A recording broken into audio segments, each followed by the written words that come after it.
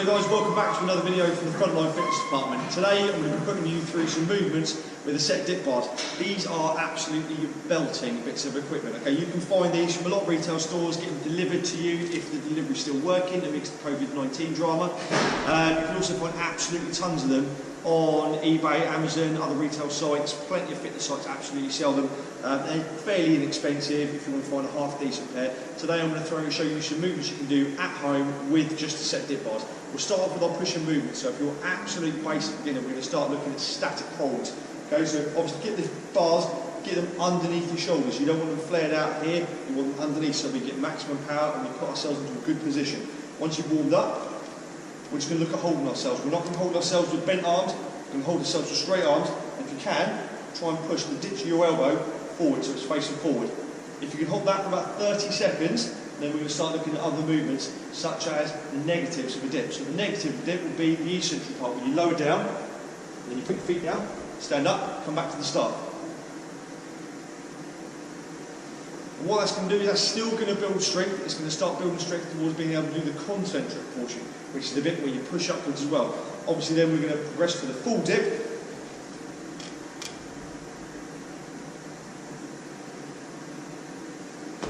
Which is the ideal one for that. If you need to scale it slightly and you want to try doing the concentric part, so you can do the lowering, you're not quite at the part where you push yourself back up, help is at hand. You get yourself a resistance band again, you can get these from tons of places.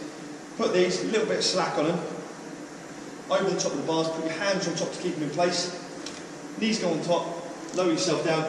The lower you get, the more resistance the band will give, so it will assist you. So in this part here that's really difficult, it's going to push you back up and help you.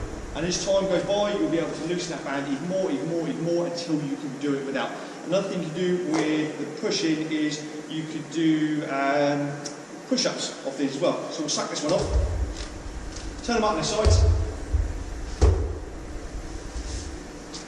You can get good depth in this as well. And yes, they are a slight incline push-up, but principle's still the same.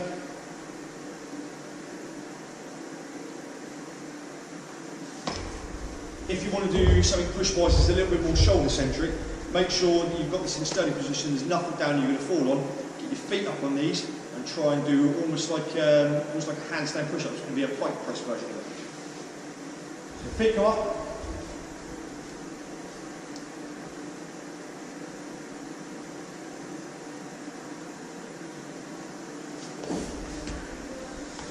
Awesome. Right, next we're going to look at some pull movements.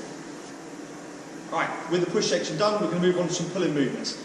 Absolutely ideal bit of kit. If you haven't got access to a pull-up bar, anywhere to do pulls, you can start working your back, start working your biceps, all the pulling muscles still with these. Whilst it's not going to be as effective as a pull-up bar, I know that. This is a cracking substitute, whilst we've got limited time, limited equipment and limited resources, okay? So get down below your dip bars, and when you do it, you'll get a feel for whichever bars you buy, but you'll need to position them and angle them slightly so that you're not laying your back across them. It makes it really uncomfortable. So to start off with, get down between them. Hands on here. For the beginner movement, bring your feet in.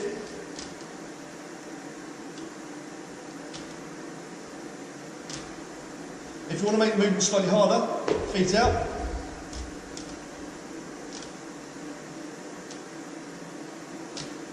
And if that's not much of a challenge, try tucked pulls. So bring your feet in.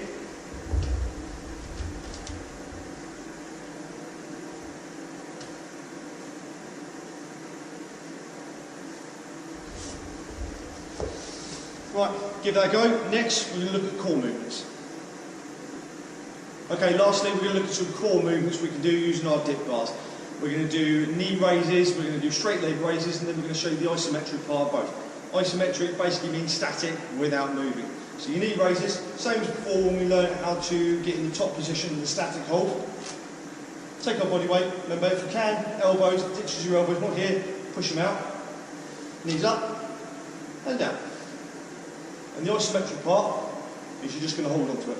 Just going to hold that there for a couple of seconds, or as long as you can hold it, depending on what you want to work out. In order to do the straight leg raises, if you want to go a little bit more advanced, point the toes as you do it. So again, get yourself held.